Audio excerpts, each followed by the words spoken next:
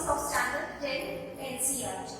Okay, student, the same chapter is in standard 9. Yes, in standard 9 we have studied about polynomial in one variable. What are the linear polynomials, quadratic polynomials and cubic polynomials. We have also studied how to find out the zeros of the polynomial. We have also studied the long division method. Yes. Now, if you go in the introduction part, yes, if you want to go through the introduction part, please go to the 9th standard, our YouTube channel. Now, student, we will come to exercise 2.1. Yes, exercise 2.1. Before going to the exercise, we will first come to the most important points. Yes, the first point is a polynomial px of degree n, the graph of y is equal to px intersects the x-axis at most n points. It means that we are taking the polynomial of degree n, it intersects the x-axis at most n points. It means the maximum point is n. Yes, the next is polynomial px of degree n has at most n zeros. Yes, if we are considering a polynomial of degree n, it has at most n zeros. Yes, we come to the question number 1 of exercise 2.1, chapter 2, NCERT. Okay, what we have to find out? We have to find by observing just that graph. We have to find out the number of zeros. Yes, I have already explained just before that. Yes, for example, the number of zeros means how many times the particular curve or a straight line intersects the x-axis. See, in the first graph here, this straight line is only intersecting y-axis but not the x-axis. And then the zeros will be given by only the x-axis. Yes, when we have to find out the x-axis, we will only consider how many times that particular curve intersects the x-axis. Here, this straight line only intersects the y-axis but not even touches the x-axis. Therefore, the number of zeros, yes, that is the number of zeros is equal to 0 because it is not intersecting x-axis. Now come to the second part. Yes. Now, this particular curve intersecting the x-axis at only one point. Yes, we are not going to consider y-axis, we are only going to consider the x-axis. So here, the number of zeros is equal to 1. Yes. Now, we'll come to the third and the fourth part. Yes. In the third part, you see that particular curve intersects the x-axis at 1, 2 and 3 points. Therefore, the number of zeros will be 3. Again, come to the next graph. That particular parabola, that shape is known as parabola and is provided by the quadratic equation. Yes, it intersects the x-axis at 2 points. Therefore, the number of zeros will be 2. Let's now come to the fifth and sixth part of the graph. Now you see that a particular curve intersects the graph at 1, 2, 3 and 4. Yes, 1, 2, 3, 4. So the number of zeros will be 4. Now come to that graph. This will intersect the x-axis at 1, 2 and 3. Therefore, the number of zeros will be 3. I hope you have understood by only observing the graph how to find out the number of zeros. Okay, student, now we move forward inside this chapter. Yes, I have written linear polynomial, quadratic polynomial. Yes, you all are aware of the general form of the linear polynomial. Yes, what is the general form of the linear polynomial? I am writing the general form first. Yes, general form is ax plus b. Yes, ax plus b. That is the general form. Yes, as we know that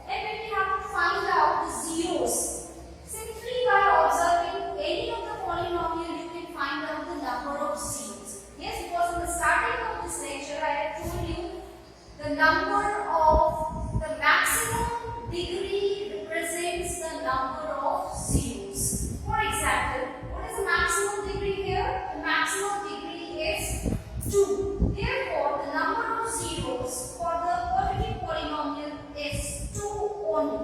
For example, if we represent them both of them by x, we get quite confused. So, we consider let alpha, they are the Greek letters. Alpha and beta are the zeros of the polynomial. Yes, of the polynomial. I have considered two Greek words, alpha and beta. Yes, why I have considered?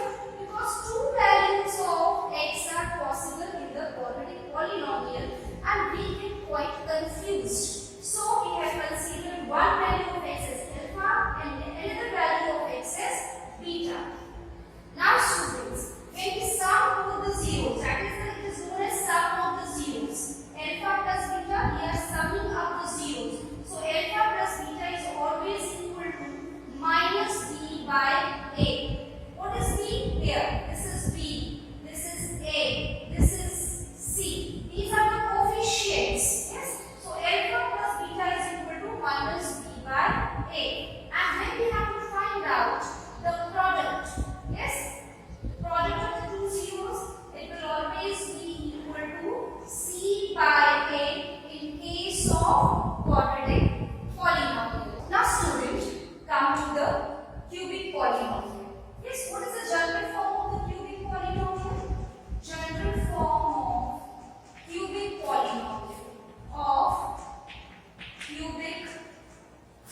polynomial Now again, yes, ax cube plus bx square plus cx plus d. That is known as general form, and then a is not equal to 0. Yes, because if a will get zeros, our x to the power 3 also get 0, and it will be a quadratic equation. It will no more be a cubic polynomial. Yes, so ax cube plus bx square plus cx plus d. Okay, now what is the maximum power here? 3. It means that the degree is 3. Now, it means that the number of possible zeros for the cubic polynomial will be 3. Again, yes, the number of zeros mainly is the values of x. So, there are 3 values of x will be possible, as it doesn't get confused. So, again we are considering the Greek letters. Okay, so let alpha, beta and gamma, yes, they all are the Greek words, are the zeros of the polynomial, are the zeros of polynomial. Yes.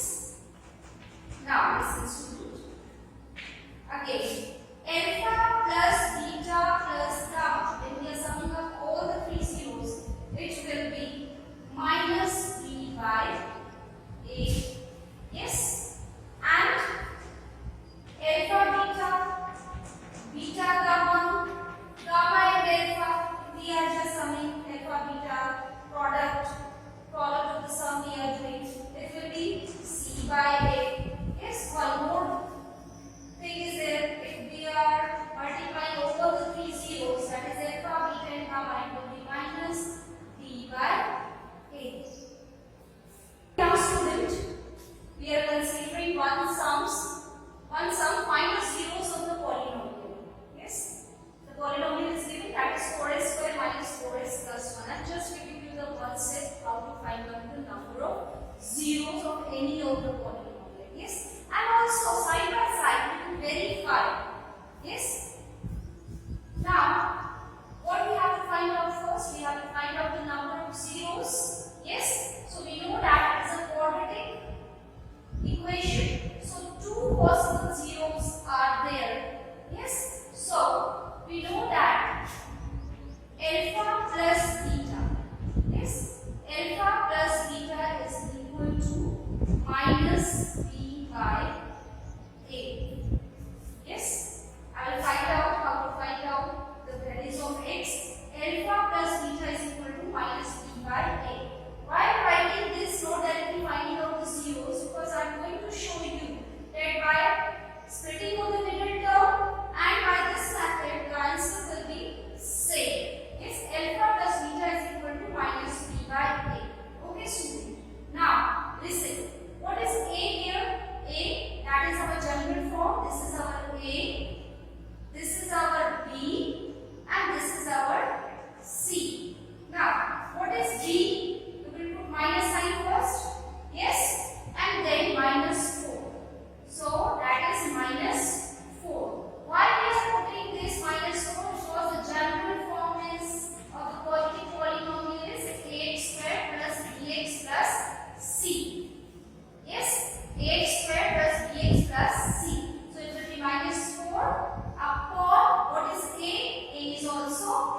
4. Yes, we will solve it. It will be 4 by 4, which is equal to 1. So sum of the zeros is equal to 1. Now side by side, we will find out product of the zeros, which is equal to c by a. What is c here? 1, and what is a here? 4. Yes. Now, as we have to find out, we will come to our question. What do you have to find out? We have to find out the zeros of a particular polynomial. So 4s squared minus 4s plus 1. What we are going to do? We are going to split the middle term of the quadratic equation. Yes, when we are splitting the middle term, it will be 4s and middle is minus 2s and minus 2s. Why? Minus minus plus and sign of negative. Yes, plus 1. Now what we are going to do? We will take out from these first two terms as common, whatever the common thing, and from third and fourth term also. So 2s is common here. So it is 2s minus 1. Again we put out minus 1 as common. It will be 2s minus 1. Yes. Now it is 2s minus 1 and 2s minus 1. Yes. So now we have split it, converted them just like that. So it is quite easy to find out the number of zeros. Okay.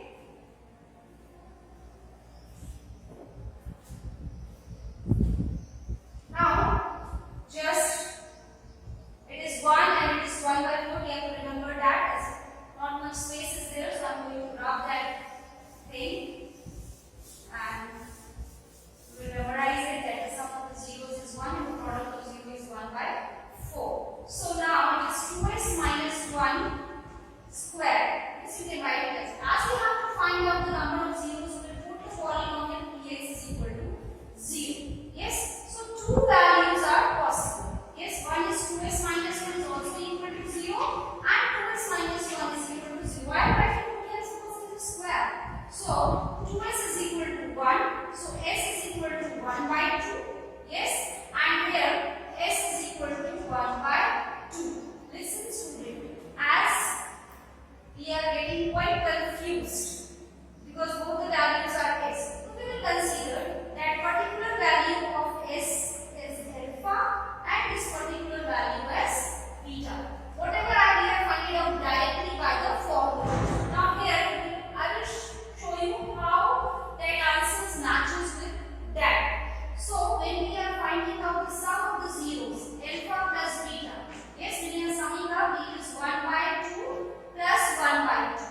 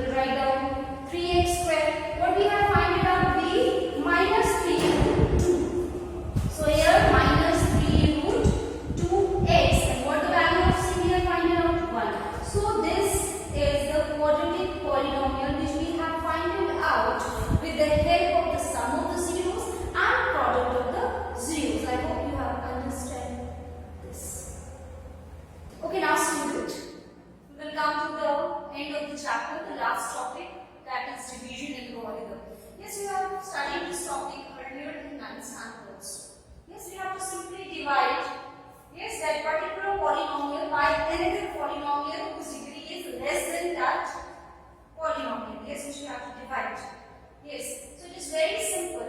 The first thing is that as we are dividing, we will write it like that, and 3x cubed plus x squared plus 2x plus 5. And with the thing which we have to divide, we will write that particular polynomial in the descending order of the degrees. Yes, first of all, just observe the given polynomial whether they are in its descending form of the degrees or not. If, for example, yes, our divisor is not in the descending order of the degrees, but when we are dividing it, we will arrange it in the descending order 2x plus 1. Okay, now student, we will observe the first term of the dividend and the first term of the divisor. Yes, what is here? It is 3, so we will write 3. Here x square, it is x cubed, we will write x because when we multiply, yes, x by x square, it will be 3x cubed. Now one by one, we will multiply that divisor term. So it will be 3x cubed, 2x into 3x, that will be your 6x squared plus 3x. Now student, we will change the sign. When we change the sign, it will get cancelled off and it will be minus 5x squared minus x plus 5. The remaining term as it is. Now here we will observe the first term of that and the first term of this. So it will be minus 5. X square is there, so we are not multiplying with a variable. So it will be minus 5x squared minus 10x minus 5. Yes, again we will change the sign. When we change the sign, it will get cancelled off and it will be your 9x plus 10. Now student, this is your remainder, this is your question, this is your divisor and this is your dividend. So, I hope you have understood all the concept of chapter 2, how to find out the sum of the zeros, product of the zeros, how to frame a quadratic polynomial